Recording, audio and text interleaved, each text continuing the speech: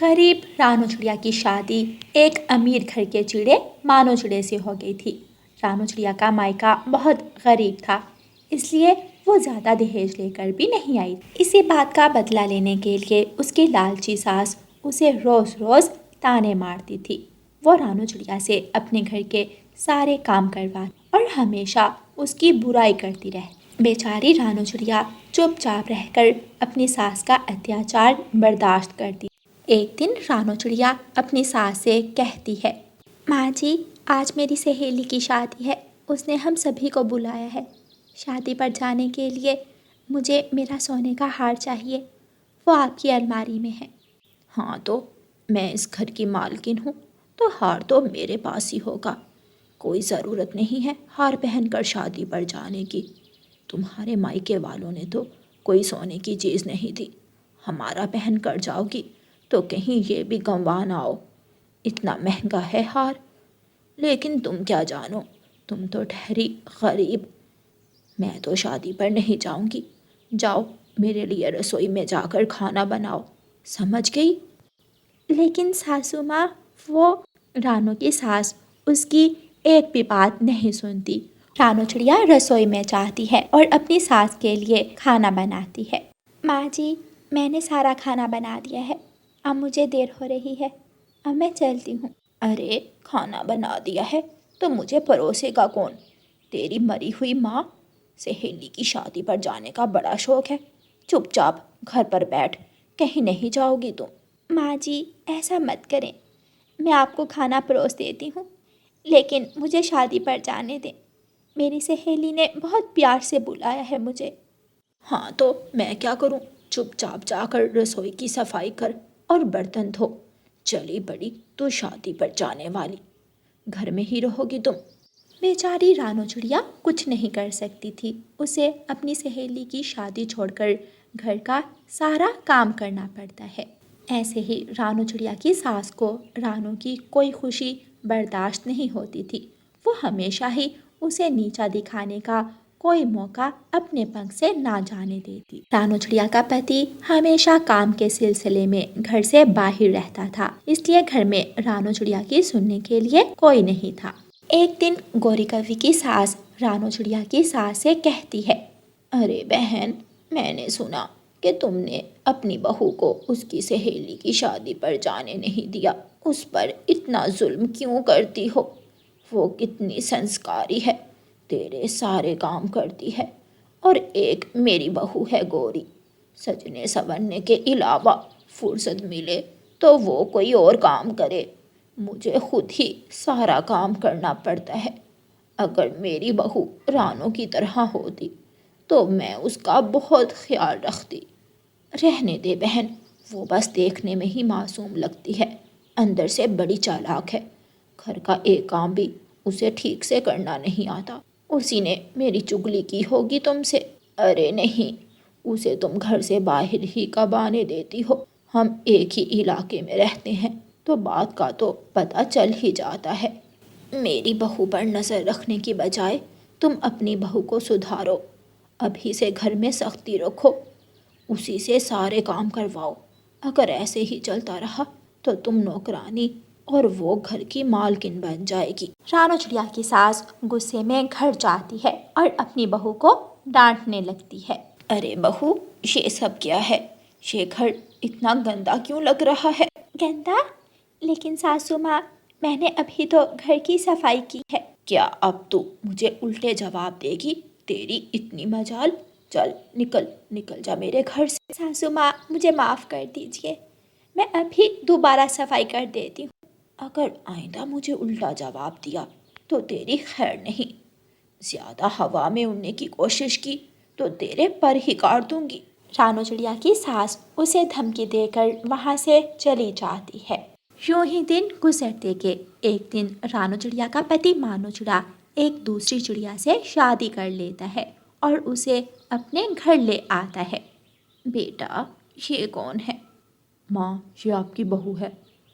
माँ, पहले मेरी शादी बहुत जल्दी हो गई थी, लेकिन मैं तो पारो से प्यार करता हूँ, इसलिए मैंने इससे शादी कर ली।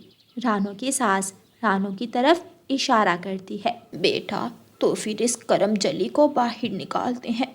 मुझे तो पहले दिन से ही ये बुरी लगती थी। रानू की सास रानू चिड़िया को धक्के देकर घर से बाहर निकाल देती है। रानू चिड़िया बेचारी रोती रोती वहाँ से चली जाती है। रानू को एक बूढ़ी फाख्ता रास्ते में मिलती है। रानू बूढ़ी फाख्ता को सारी बात बताती है। वो बूढ़ी फाख्ता रानू चिड़िया को अपने घर ले जाती है। रानू बेटी, मेरे पास एक ढाबा है, मैं वही जलाती हूँ। तुम भी मेरे साथ वहाँ काम पर लग जाओ।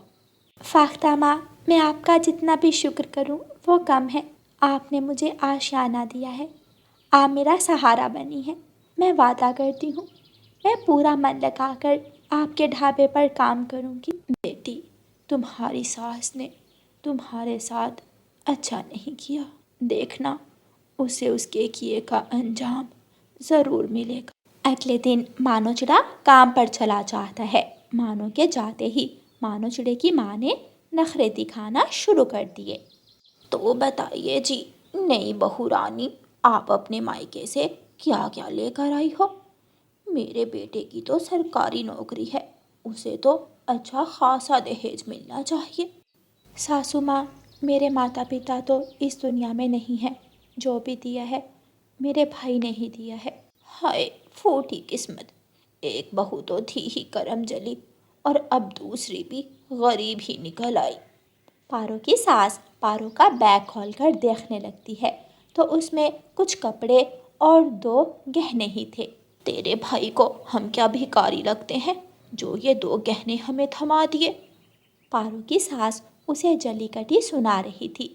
तभी उसकी बेटी पिंकी चिड़िया वहाँ आ जाती है। माँ, मैंने सुना कि भाई ने शादी कर ली, मैं भी तो देखूं मेरी नई भाभी क्या लाई है। पिंकी पारो का सारा सामान निकाल निकाल कर बाहर फेंकने लग जाती है। ये एक हार ही बस अच्छा है। माँ, मैं ये हार लेकर जा रही हूँ, मैंने अपनी दोस्त की शादी पर जाना है। पिंकी के ऐसा कहते ही पारो चिड़िया गुस्से में वहाँ आती है और अपना हार छीन लेती है और ज़ोर से पिंकी का पंख मरोड़ देती है। कहाँ कहाँ लेकर चली मेरा हार? सासू माँ, क्या आपने अपनी बेटी को दहेज नहीं दिया जो ये मेरा हार लेकर चली है? चल निकल यहाँ से और अपने ससुराल जाओ।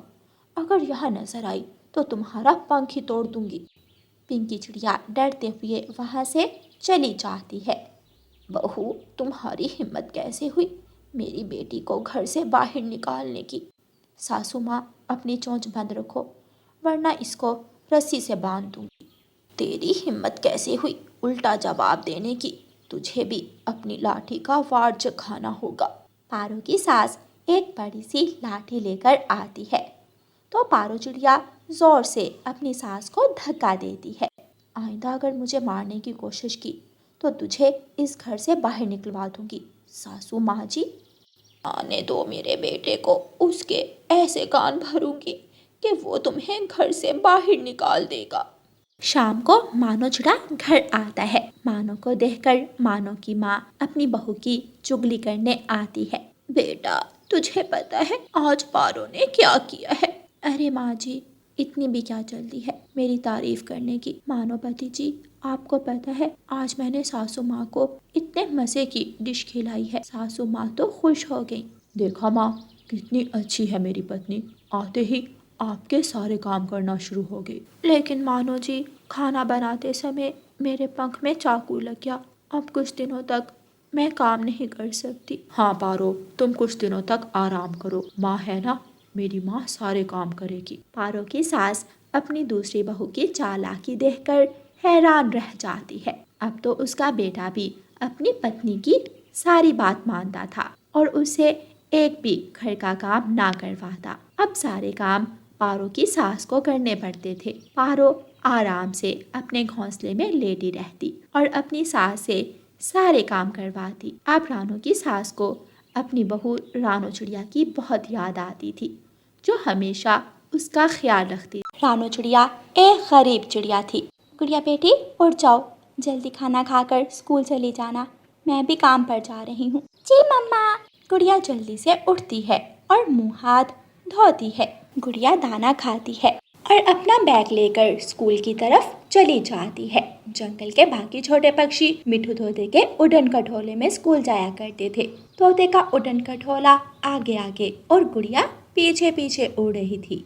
रानू चिड़िया काम करने के लिए गौरी कवि के घर पहुंच जाती है। चिड़िया, आज इतनी देर क्यों लगा दी? बच्चे स्कूल भी चले गए हैं। वो मालकिन, मेरी रात कुछ तबीयत ठीक नहीं थी, इसलिए सारी रात जागती रही। मुझे इन गरीबों वाली कहानियों में कोई इंटरेस्ट नहीं है। बस कर दो अब और जाओ, जाकर पहले बर्तन धो। रानू चिड़िया रसोई में जाकर बर्तन धोने लगती है। बर्तन धोकर डोली और जग्गू के कपड़े भी धो देना। जी मालकिन, ठीक है। रानू चिड़िया गौरी कवि के सारे घर की सफाई करती है।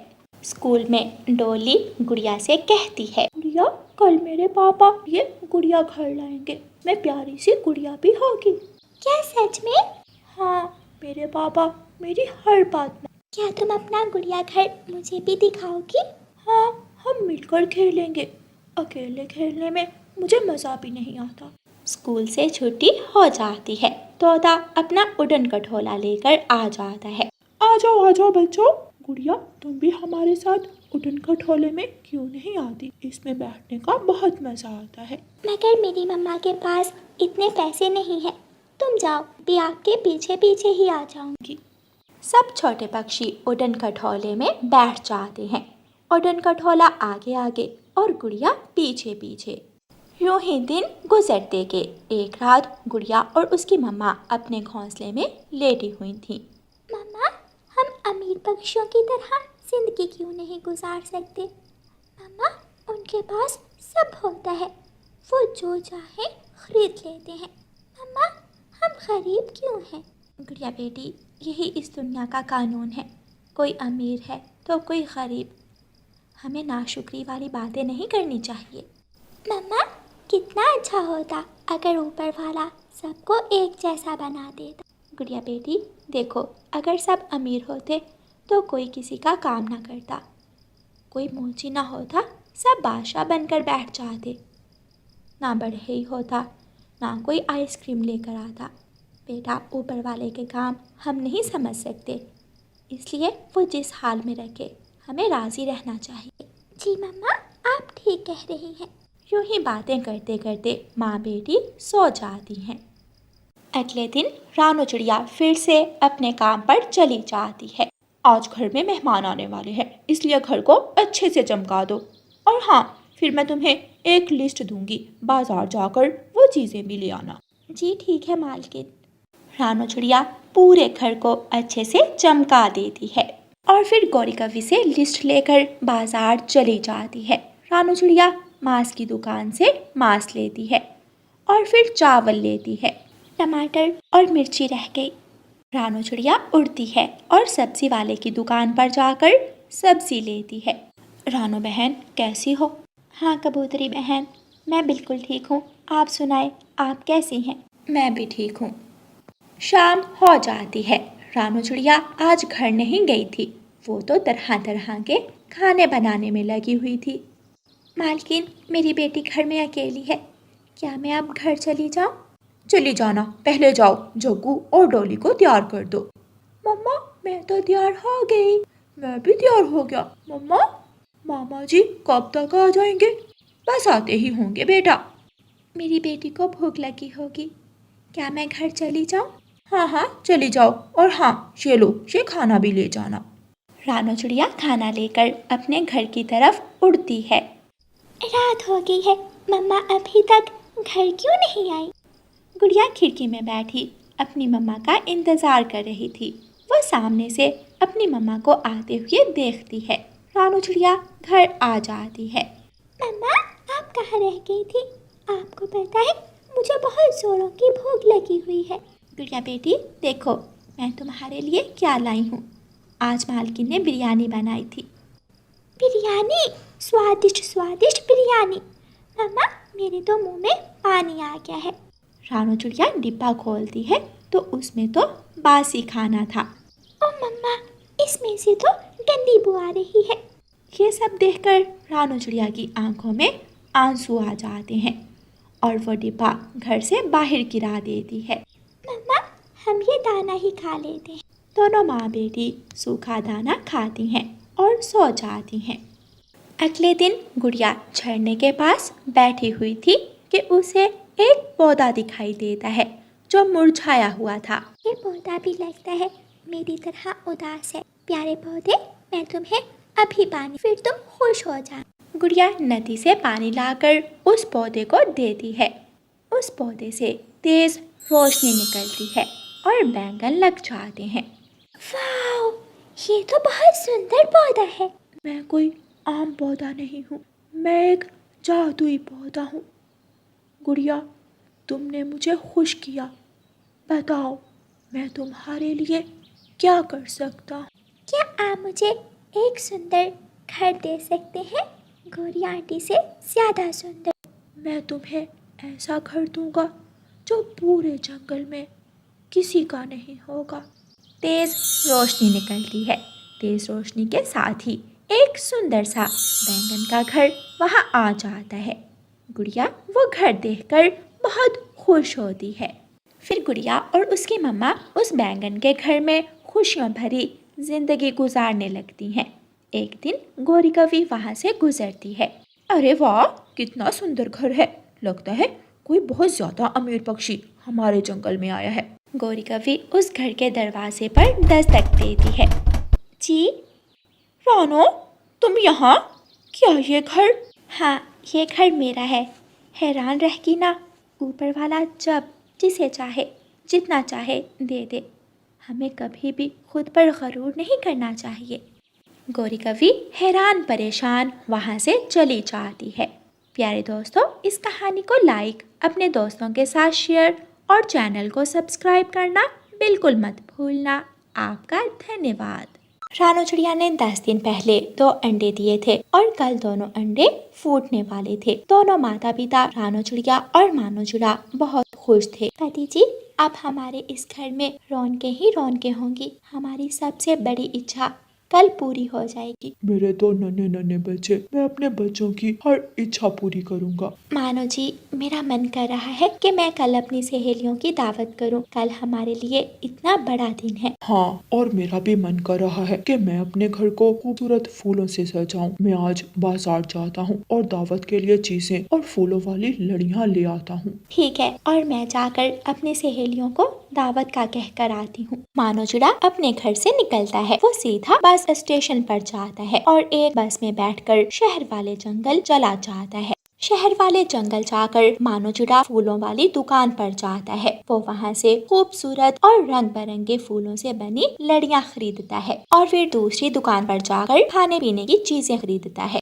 रानू चिड़िया भी अपने घर से निकलती है। वो अपनी सहेली हरियाली के पास जाती है। हरियाली मेरी बहन, कल मेरे अंडे फूट जाएंगे। मैंने और मानो ने एक छोटी सी दावत रखी है, आप भी दावत में जरूर आना। हाँ रानो बहन, मैं आपकी खुशी में जरूर शामिल होंगी। कल कितने बजे आऊँ? आप दोपहर को आ जाना, तब तक अंडों से बच्चे बाहर निकल आएंगे। ठीक है, मैं कल जरूर आऊंगी। रानू चिड़िया उड़ती है और लूसी कबूतरी के पास जाती है। लूसी, कल आपकी मेरे घर दावत है। कल मेरे घर 2 नन्हे नन्हे बच्चे आएंगे। बहुत बहुत बधाई हो रानो आपको, मुझे बहुत खुशी होगी। मैं जरूर आऊंगी। रानू चिड़िया लूसी के बाद गौरी कवि के पास जाती है। गौरी, कल तुम्हारी मेरे घर दावत है। क्यों?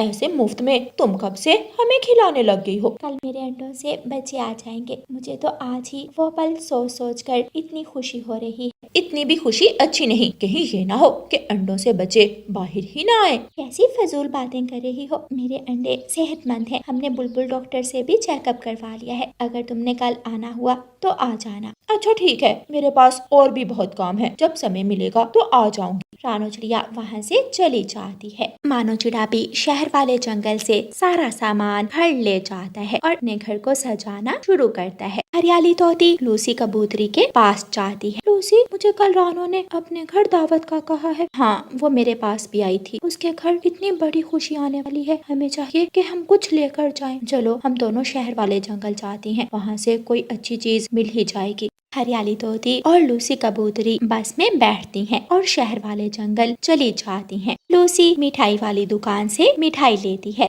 और हरियाली तोती खिलौनों वाली दुकान पर जाती है और बच्चों के लिए खिलौने लेती है और वे दोनों सहेलियां वापिस आ जाती हैं। सुबह हो जाती है। मम्मा चिड़िया दावत की तैयारी शुरू करती है। वो रसोई में जाती है और चावल और मीठी खीर बनाना शुरू करती है।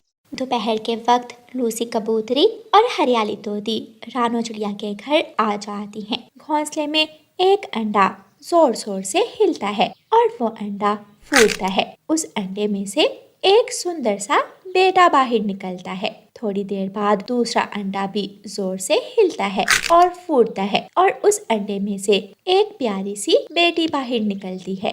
दोनों माता पिता बहुत खुश थे। वो दोनों बच्चों को अपने गले से लगा लेते हैं। दोनों की आंखों में खुशी के आंसू थे।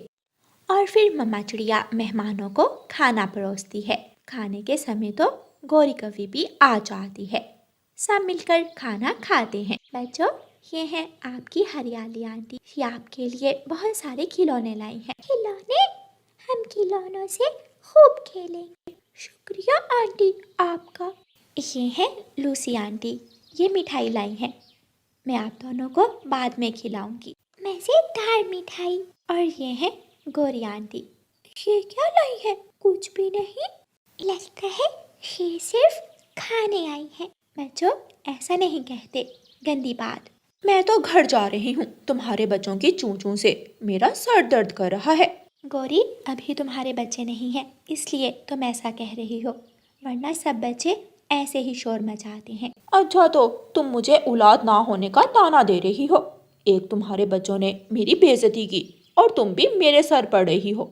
गौरी कवि गुस्से में वहाँ से चली जाती है। मैं छोड़ूंगी नहीं उस चिड़िया को। अपने बच्चे हो जाने का इतना गरूर है उसे। मैं भी अब देखती हूँ कि कैसे उसके बच्चे जिंदा रहते हैं। कुछ दिनों बाद रानो चिड़िया और मानो चिड़ा दाना ढूंढने जाते हैं। गौरी कवि पेड़ के पीछे छुपी उनको देख रही थी। जैसे ही वो थोड़ा दूर निकल जाते हैं, गौरी कवि भागी भागी चील के पास जाती है। चाची चील, आज मैं एक ऐसा शिकार लाई हूँ कि जिसे खाकर तुम्हें मजा ही आ जाएगा। अच्छा, जल्दी बताओ कहाँ है वो शिकार। आओ मेरे साथ। चिड़िया के 2 छोटे छोटे बच्चे हैं। उन बच्चों को खाकर तुम्हें जो मजा आएगा वो तुम्हें और किसी भी पक्षी का मांस खाकर नहीं आया होगा। मेरे मुंह में तो पानी आ रहा है। गौरी कवि चील को रानो चिड़िया के घर ले जाती है। चील जल्दी से चिड़िया के घर में घुसती है और बच्चों को पकड़कर खा जाती है और जल्दी से वहाँ से भाग जाती है। थोड़ी देर बाद मम्मा चिड़िया पापा चिड़िया जब अपने घर आते हैं तो दोनों के तो होश ही उड़ जाते हैं। वो दोनों जोर जोर से रोना शुरू कर देते हैं। घोंसले में उनके बच्चों और चील के पंख थे। मेरे बच्चे, मेरे प्यारे बच्चे, गंदी गंदी चील खा गई। मैं क्यों गई दाना लेने। क्या हमारी किस्मत में बस इतनी सी ही खुशी थी? क्यों हम अपने बच्चों को दूसरे बच्चों की तरह पाल ना सके? क्यों हम अपने बच्चों की रक्षा ना कर सके? दोनों पति पत्नी सारी रात रोते रहते हैं। जंगल के सभी पक्षी रानो चिड़िया के पास अफसोस करने आते हैं। रानो को तो अपना कोई होश ही नहीं था। उसका जीवन तो जैसे उजड़ गया था। कुछ दिन गुजर जाते हैं। कुछ दिनों बाद गौरी कवि भी 2 अंडे देती है, लेकिन उन अंडों को देखकर अब गौरी कवि को अपने किए पर शर्मिंदगी हो रही थी। मुझसे कितना बड़ा पाप हो गया। माँ बनने की खुशी क्या होती है मुझे अब पता चल रहा है, और मैंने रानो चिड़िया से ये खुशी छीन ली। ये अंडे तो मुझे अब रानो चिड़िया के अंडों की याद दिलाते रहेंगे। पति जी, अब इस जंगल में मेरा मन नहीं लगता। मुझे अपने बच्चों की याद सताती है। मुझे दूसरे जंगल ले जाएं। हाँ रानो, चलो आज हम शहर वाले जंगल चले जाते हैं। इस जंगल में रहकर हम कभी भी अपने दुख को भुला नहीं सकेंगे। गौरी कवि अपने अंडों से निकलने वाले बच्चों की चीजें लेने शहर वाले जंगल जाती है। वो एक ऑटो में बैठती है। रानो चिड़िया और मानो चिड़ा बस में बैठते हैं। जिस ऑटो में गौरी बैठी थी, रास्ते में उस ऑटो की ब्रेकें फेल हो जाती हैं। ऑटो एक पेड़ से टकराता है। गौरी बुरी तरह घायल हो जाती है। रानो चिड़िया और मानो चिड़ा पिछली बस में थे। वो जल्दी से बस से उतरकर गौरी के पास जाते हैं। गौरी मेरी बहन, तुम चिंता मत करो, हम अभी तुम्हें अस्पताल लेकर जाते हैं। हाँ गौरी बहन, हम तो अपने बच्चों की खुशी नहीं देख सके, लेकिन आपके साथ हम ऐसा कुछ नहीं होने देंगे। गौरी फूट फूट कर रोने लगती है। रानो, मानो भाई, आपके बच्चों को मैं नहीं मरवाया था। मैंने चील को जाकर कहा कि चिड़िया के बच्चों को खा लो, लेकिन मेरी किस्मत तो देखो, जो खुशी मैं देखने वाली थी अब मैं भी वो नहीं देख सकती। मुझे मार देना और आप दोनों मेरे अंडों की हिफाजत करना। मैंने बहुत बड़ा पाप किया है, लेकिन मेरे बच्चों को मेरे पाप की सजा मत देना, मेरे बच्चों को पाल लेना। ऐसा कहते हुए गौरी कभी मर जाती है। किसी ने सच कहा, जो जैसा करता है वो वैसा ही भरता है। बुरा तो गौरी ने किया है, लेकिन इसके अंडों से निकलने वाले बच्चे तो मासूम हैं। हाँ, अब हमें ही उनकी हिफाजत करनी है। फिर दोनों रानो चिड़िया और मानो चिड़ा गौरी के घर जाते हैं और उसके अंडों की हिफाजत करते हैं और अंडों से निकलने वाले बच्चों को अपने बच्चों की तरह पालते हैं। प्यारे दोस्तों, इस कहानी को लाइक, अपने दोस्तों के साथ शेयर और चैनल को सब्सक्राइब करना बिल्कुल मत भूलना। आपका धन्यवाद।